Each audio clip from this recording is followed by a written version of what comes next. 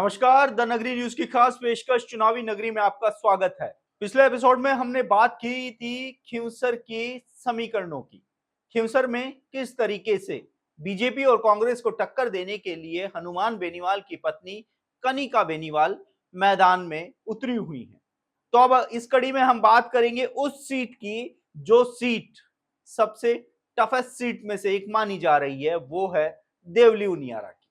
उपचुनाव में देवली उनियारा की सीट जीतना बीजेपी और कांग्रेस के लिए जितना नाक का सवाल बना हुआ है, उतना ही नाक का सवाल निर्दलीय नरेश मीणा के लिए भी बना हुआ है। आपको बता दें कि देवली उनियारा की सीट पर टिकट घोषणा से पहले माना जा रहा था कि यहां पर सचिन पायलट की चलेगी, लेकिन एक बार फिर से सचिन पायलट को अपने ही समर्थकों से घेरने को देखने को मिला। केसी मीणा, जिनको कांग्रेस ने टिकट दिया है, उसके समर्थन में सचिन पायलट बिल्कुल भी नहीं थे।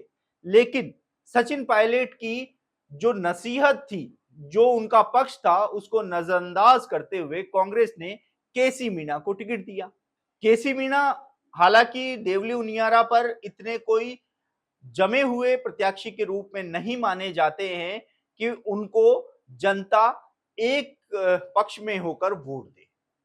यहां पर अगर विधानसभा चुनाव 2023 की बात की जाए तो यहां पर हरीश मीणा ने कांग्रेस की टिकट पर जीत हासिल की थी और लगभग 19,000 वोटों के अंतर से उन्होंने जीत भी हासिल की थी। लेकिन जब 6 महीने के बाद लोकसभा चुनाव हुए थे, तो लोकसभा चुनाव में कांग्रेस के सामने सबसे बड़ा संकट था कि किस उम्मीदवार को उतारा जाए जो बीजेपी को टक्कर दे, क्योंकि इससे पहले हुए 2 चुनावों में बीजेपी ने राजस्थान में लोकसभा की सभी 25 सीटों पर क्लीन स्वीप किया था। लेकिन हरीश मीणा आगे आए, हरीश मीणा ने वहां से चुनाव लड़ा। सचिन पायलट, जो कांग्रेस के एक तरह से रीढ़ की हड्डी माने जाते हैं, लेकिन कभी भी उनकी परवाह कांग्रेस ने नहीं की, ये राजनीतिक गलियारों में हमेशा चर्चा का विषय बना रहता है।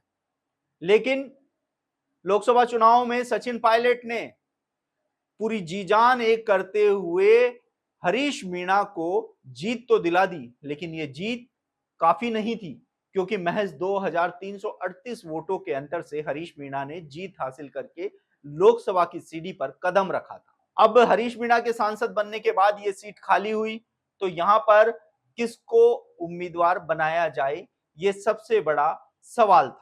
अगर सचिन पायलट की माने तो सचिन पायलट ने इस सीट से नरेश मीणा का नाम आगे किया था, लेकिन कांग्रेस ने उन पर भरोसा नहीं जताया और केसी मीणा को अपना उम्मीदवार बनाया। और माना यह जा रहा है राजनीतिक गलियारों में कि खुद सचिन पायलट केसी मीणा के टिकट से खुश नजर नहीं है।